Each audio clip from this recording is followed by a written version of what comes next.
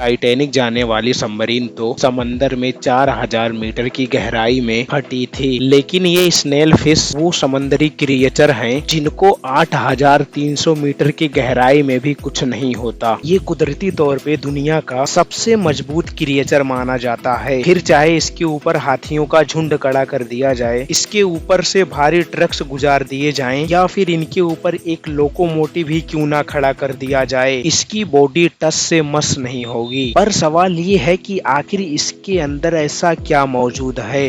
Hello दोस्तों Pacific ocean में Guam island से 350 किलोमीटर साउथ वेस्ट में ट्रेवल किया जाए तो समंदर का वो हिस्सा आता है जिसके नीचे ओशन का डीपेस्ट पॉइंट मौजूद है। इस पॉइंट को मरियाना ट्रेंच के नाम से भी जाना जाता है। मरियाना ट्रेंच समुद्र के बॉटम पर चांद की शक्ल जैसा एक बहुत बड़ा कर्व डेंट है, जिसकी लंबाई 2550 किलोमीटर और चौड़ाई 69 किलोमीटर है। इस डेंट की वजह से समंदर का ये हिस्सा अचानक से बहुत डीप हो जाता है। इस डेंट का अंदाजा लगाने के लिए इसको गूगल अर्थ पे भी देखा जा सकता है। इस ट्रेंच में हमारे दुनिया का सबसे गहरा पॉइंट चैलेंजर डीप समंदरी लहरों से भी 11,033 मीटर या फिर 36,200 फीट नीचे मौजूद है। ये गहराई ओशन की सबसे कम एक्सप्लोर की जाने वाली गहराई है, जिसको हेडल जोन भी कहा जाता है।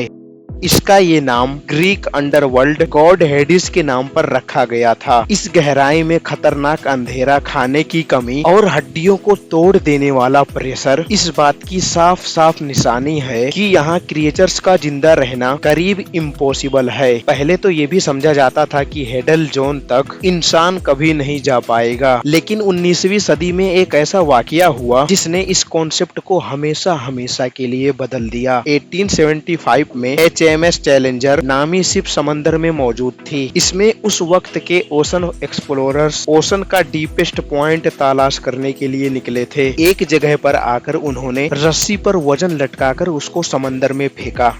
ये नोटिस किया गया कि समंदर में रस्सी नीचे जाती जा रही है, लेकिन डीपेस्ट पॉइंट अभी तक नहीं आया। ऐसा पहले कभी नहीं हुआ था कि उनका रस्सी समंदर के बॉटम तक पहुंचने से पहले ही खत्म हो गई हो। इस खबर ने पूरी दुनिया के ओशन एक्सप्लोरर के हैरान कर दिया। मरियाना ट्रेंच ओशन का सबसे गहरा पॉइंट था, ये जानना ही सिर्फ काफी नहीं था। यहाँ तक पहुँचने के लिए कई बार कोशिशें की गयी, लेकिन ये गहराई किसी को अपने करीब भी आने नहीं देती थी। चैलेंजर डीप के डिस्कवरी के 85 सालों के बाद 1960 में दो लोगों ने यहाँ तक जाने की हिम्मत बांधी, जैक पिकार्ड और डॉन वॉल्स। ये कारनामा उन्होंने ट्रिएस्ट नामी सबमर्सिबल में बैठकर अंजाम दिया। उनका ये 5 घंटे का सफर ढेर सारे चैलेंजेस से भरा हुआ था। 5 घंटा सिर्फ जाने के और बकाया 5 घंटा वापस ऊपर आने के। इस गहराई में पानी का प्रेशर सी लेवल से 1000 टाइम से भी ज्यादा होता है।